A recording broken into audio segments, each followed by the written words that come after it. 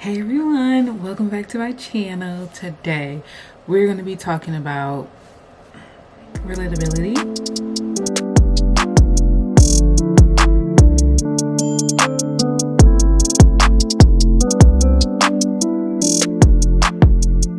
I hope you guys have been liking these videos so far. If not, I don't care because this is my channel. I do what I want.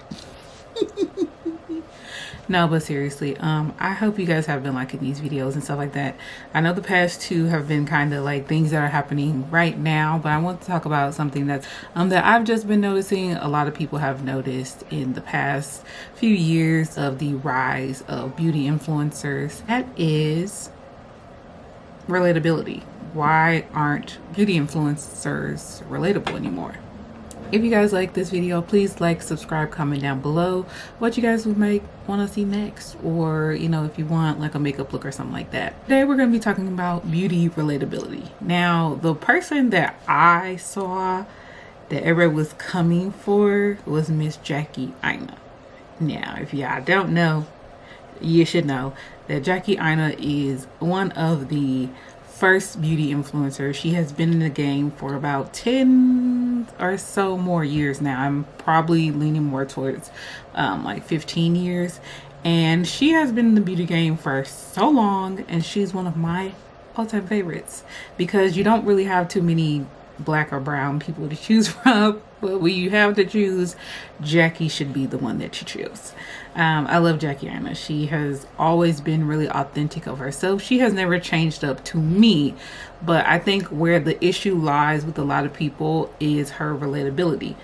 I can kind of understand where people are coming from a smidgen of a bit. Jackie comes from the whole like aesthetic of beauty. And with the aesthetics of beauty, there are very different metrics that come with that. The beauty aesthetic is basically where you follow a certain guideline that looks aesthetically pleasing. This kind of started with the platform Instagram, where aesthetics is really prominent in Instagram Reels, Instagram posts. Is basically showing the parts of your life that are beautiful and luxurious or very exciting.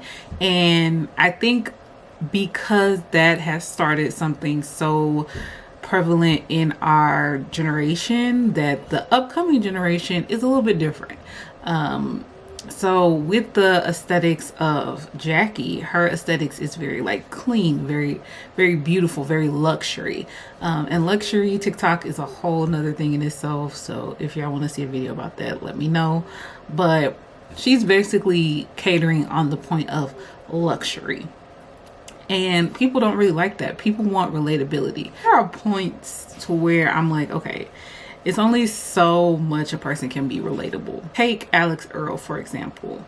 Alex Earl is one of the girlies on TikTok who everyone likes because she is hashtag relatable.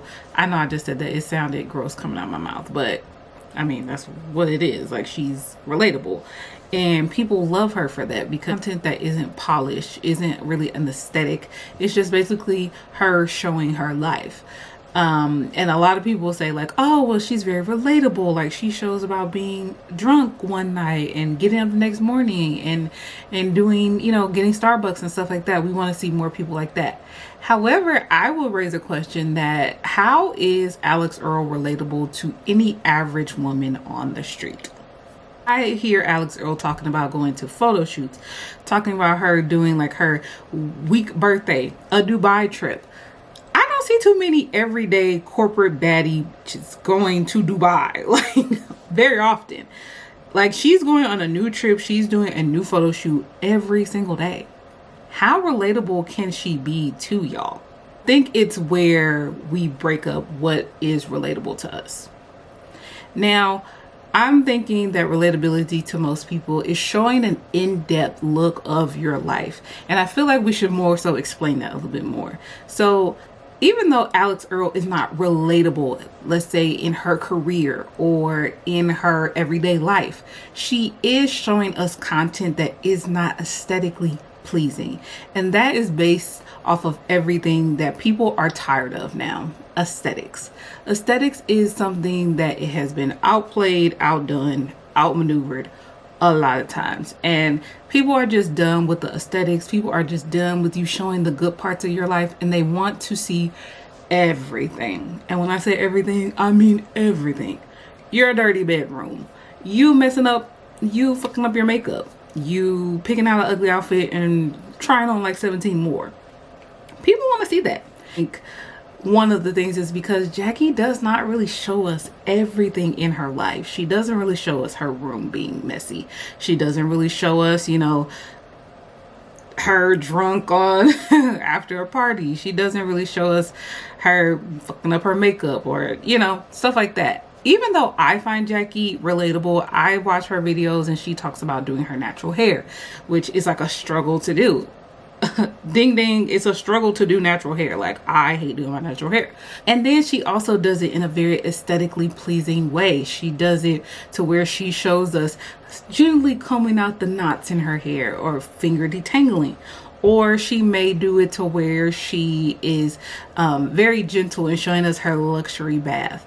I think for a lot of people that could be a little annoying because it's like, I don't have a luxury bath and my knots are tangled. Like, it ain't like no cute little, like, it's tangled, baby. I got to get a weed whacker in this bitch. And I think people are kind of like, we're over the whole like everything's perfect, everything's beautiful thing, and they want to see something more real. Now with Alex Earl, when she has her phone up, it's literally like, hey y'all, welcome to such and such. Get ready with me to fly to Dubai. It's like more personable. It's phone. It's like being on FaceTime with her. It's kind of like her being your best friend and just calling you up and saying like, hey, I'm getting ready to go to Starbucks and then go to a photo shoot. You want to watch? Or, you know, let's talk about, you know, stupid little stuff that's going on in my life. Well, not stupid, but, you know, just little things that are going on in my life. And I think that is more relatable to people because it's like, oh, I do that with my friends. I don't do that with my friends. I don't have friends I do that with. I'm 28 years old. It's more of like a personal thing. Also, like Monet McMichaels, she kind of comes on the same exact way, kind of get ready with me, and she shows like the mishaps that she may have, or she talks about the new date she's about to go on and things like that. She talks about stuff that we want to hear about, her inside life, the inside scoop of what the fuck she's doing. And I think people don't really like that with Jackie, and don't feel like they relate to Jackie, is because Jackie doesn't really show us like everything in her life. Her relatability, I think it's more so talking about having an inside scoop on someone's life and actually being with them every step of the way of their career. We have gotten to the point where social media has become literally everything, and it has become a spilling ground of just like, I'm gonna tell you everything that's going on in my life. I don't think that's really okay. I don't think that's really cute, nor do I think everyone should do that. Now, it works for Alex Earl, it works for Mona McMichaels. But do we really need to know everything that's going on in everybody's life? Where does that demarcation of life and content draw the line? Another reason as to why people cannot be relatable is simply money. We have come from this generation, especially if you're born in America, that we do not disclose how we make our money and why we make our money. But I will say, with this new generation, with everything new coming out, I feel like Gen Z is a very big person of like, we're going to disclose everything. I make money this way and this is how much money I make. Even though a lot of us still are not very comfortable with disclosing how much money we make, or disclosing why we make our money, how we make our money. It's not that open for everyone, but also at the same time, when you do disclose how much money you make, you are put in a different category than if you were making less than the person, whoever you're talking to. I think that a lot of big creators, especially in the beauty community, have become unrelatable because they buy these expensive luxury items. And I keep talking about luxury TikTok. And if you don't know, luxury TikTok is just basically luxury TikTok. It's basically what it means. luxury. It means buying the latest Louis Vuitton, buying that Fendi bag that you won't find, buying hundreds of thousands of dollars worth of stuff, going on trips to Dubai, the Maldives, you know, being that luxury girly, paying for things that are very expensive and hurt wallets. And if you're an everyday person like me who works a 9 to 5 and just do content on the side, I'm not being on luxury TikTok, okay? I love luxury TikTok though. Personally, I think it's really cute and aesthetic, but it's not really for everyone because not everyone is ever going to be able to afford those expensive things. People don't even like having those expensive things. I always say more money, more problem, but luxury TikTok is basically just this aesthetic of everything being really expensive and everything being luxury. Now, a lot of people have been coming into the luxury TikTok space and making it so that not everything is super expensive. It's just basically showing the luxurious side of life, and that as long as you save up your money and as long as you put forth the effort to invest in yourself, it's luxury. But a lot of people have luxury TikTok as that expensive shit. Now, with beauty influencers becoming very popular and well known, they make a lot of fucking money. Okay, I'm gonna put some statistics. How much money do influencers and content creators really make? I work full-time in creator marketing, and I'm gonna tell you. On average, full-time influencers, even with a small following, can be making a minimum of $10,000 a month. And no, I'm not kidding. On this thing of how much beauty influencers normally make.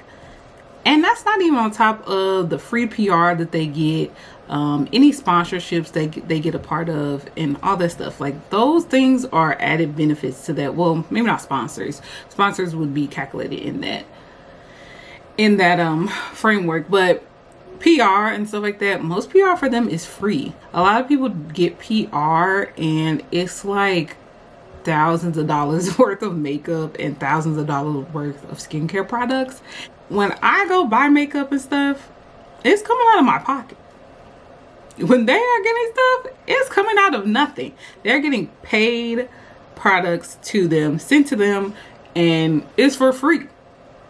A lot of people cannot relate to that. Like, I spend my hard-earned cash. I can't just go out and buy everything that you get on your PR list. I'm sorry. I'm trying to invest in things that are sustainable, that are gonna last me a long time and not gonna break the motherfucking bank. And a lot of people cannot relate to beauty influencers anymore because they are getting these ridiculous PR packagings, like thousands of dollars worth of PR packaging. And a lot of people cannot afford that. Assumption of the amount of things that beauty influencers get. If you have ever seen a PR package, they are getting like 17 different shades, 50 different concealers, and most of those people that do beauty influencer reviews and everything like that are not makeup artists. The consumerism of beauty influencers is ridiculous. But a lot of people, the everyday average person, cannot relate to having all those products. I'm gonna show y'all what my eyeliners and stuff are in. And I have a makeup bag that's a little bit bigger than this, and it has like my face stuff. And those are the only two things I have. Now, if you are a makeup girly that loves makeup, you probably do have a lot of makeup. I personally just, if I get new makeup, and if you do have like a bunch of makeup stuff, I mean, it doesn't mean that you can't be relatable, but I know a lot of people that do everyday makeup, they don't have like these floor to ceiling like storage bins worth of makeup. They do not have this overconsumption of makeup at all. Also, I think that the relatability has also gone out the window with the makeup styles. Now, I come to y'all with green highlighted lashes and a very dramatic eye. It's not an everyday relatable look. It is something that the average person could do. If I can do it, you can definitely do it. But it's very minimal makeup. It's not makeup used to the extreme. It's literally just highlight, contour, bronzer, foundation. Simple as that. Is, you know, setting powder. It's nothing extensive. It's nothing like this.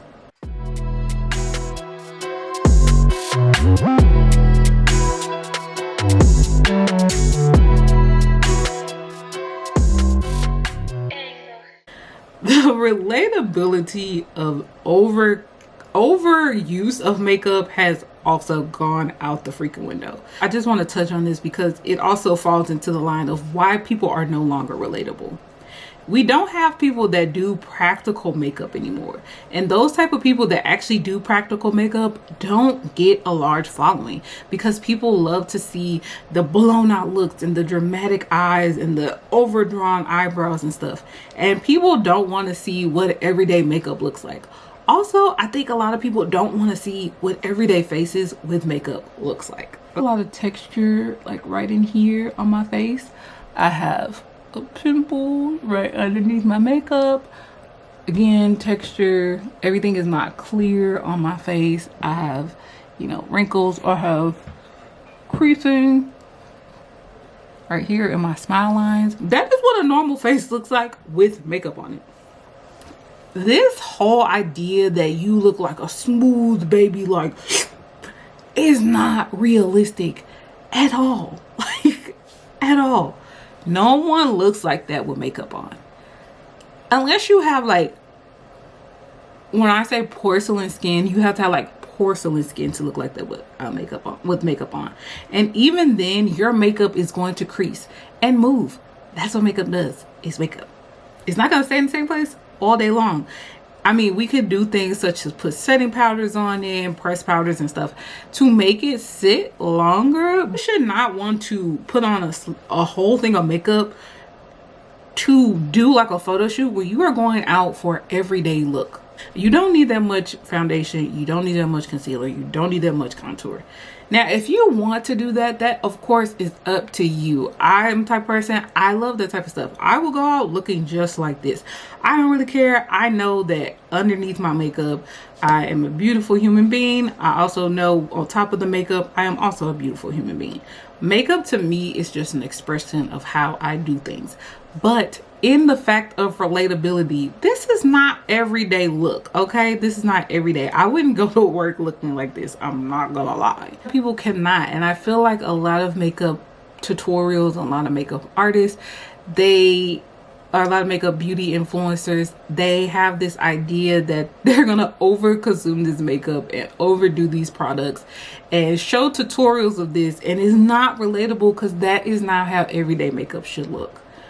Everyday makeup is very, very, very, very low maintenance, and it does not take a lot, and it doesn't take too much, because I know that in the long run, like, first of all, it saves you money. I don't know who these people are that are pouring foundation all over their face, but that's a lot of money. Okay, I buy NARS. That's all $30-something. I'm not pouring a $30 foundation on my face. Like, no, that gotta last me a long ass time. But that's not realistic for people. Like, realism is putting everything on the back of your hand and trying to have control of the product that you use rather than pouring all this stuff on your face. I'm gonna tell y'all this, pouring skincare on your face also is not doing anything either. Like, more is not always more, okay? I think the idea of being relatable as far as beauty influencers go, will continue to not be as relatable, but I think people want people that are more relatable. So we are having more beauty influencers now that are coming into the forefront, giving us a more in-depth look of their lives and not using products, over consuming them. But I think we are getting to the point where makeup relatability is getting a little bit better. We have a long way to go, but I think we'll eventually get there, especially with this new rise of TikTok influencers. Still have those lovely people out there who are doing makeup normally and teaching us the techniques that we need for everyday life, for us 9-to-5ers and people that live a normal life. But I hope this video was informative, and I hope you liked this video. If you did, like, subscribe, comment down below what you would like to see next. But I love talking to you guys, and I'll be talking to you guys again next week. Bye.